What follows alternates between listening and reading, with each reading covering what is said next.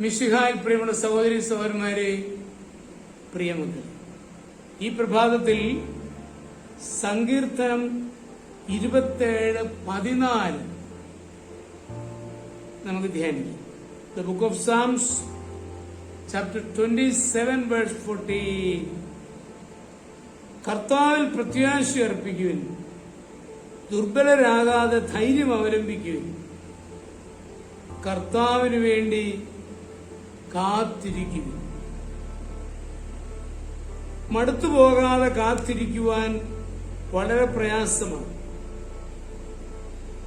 നമുക്കറിയാം, യാത്രയിൽ ബസ്സിന് വേണ്ടിയോ ട്രെയിനിന് വേണ്ടിയോ കാത്തിരിക്കുമ്പോൾ മുഷു തോന്നും. ദൈവവുമായുള്ള ബന്ധത്തിൽ കാത്തിരുന്ന മുഷിവ് തോന്നുന്ന സാഹചര്യം ക്രൈസ്തവർ ഉണ്ടാകാറുണ്ട്. ഭാരങ്ങളും പ്രയാസങ്ങളും വർദ്ധിച്ചു വരുമ്പോൾ പോംവഴി കാണിച്ചു തരണമേ എന്ന് നാം പ്രാർത്ഥിക്കും. പ്രതീക്ഷിച്ചതുപോലെ ബുദ്ധിമുട്ടുകൾ മാറാതിരിക്കുമ്പോൾ നമ്മൾ നിരാശരായി. ദൈവത്തിൽ നിന്ന് മറുപടിയും സഹായവും പ്രതീക്ഷിച്ച് കാത്തിരിക്കുന്നത് ക്രിസ്ത്യാനിയുടെ കടമയാണ്. അവരൊരിക്കലും പരാജയപ്പെടുകയില്ല. പല വർഷങ്ങളിലെ പഠനവും അധ്വാനവും കാത്തിരിപ്പും കഴിഞ്ഞാൽ മാത്രമേ ഏതെങ്കിലും ഒരു അംഗീകാരം നമുക്ക് ലഭിക്കൂ.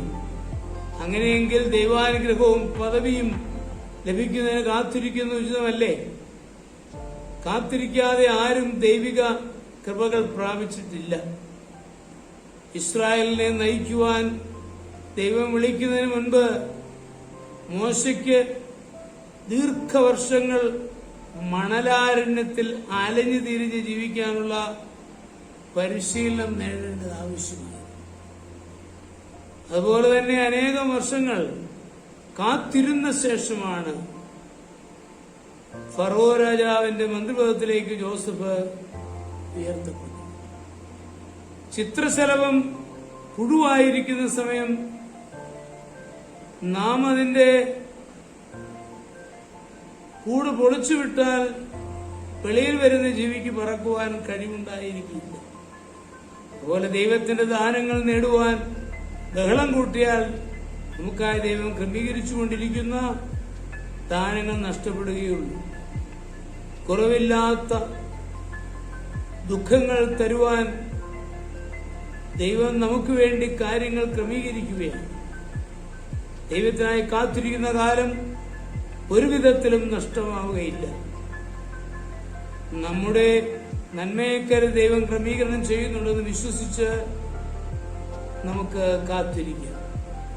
നമ്മുടെ കർത്താവ് ഈശോ മിശിഹായുടെ കൃപയും പിതാവായ ദൈവത്തിന്റെ സ്നേഹവും പരിശുദ്ധാത്മാവിന്റെ സഹവാസവും പരിശുദ്ധ അമ്മയുടെ മധ്യസ്ഥതയും നിങ്ങളെല്ലാവരോടും കൂടി ധാരാളമായിട്ടുണ്ടായി എപ്പോഴും എപ്പോഴും എന്നേക്കും. ആമേൻ.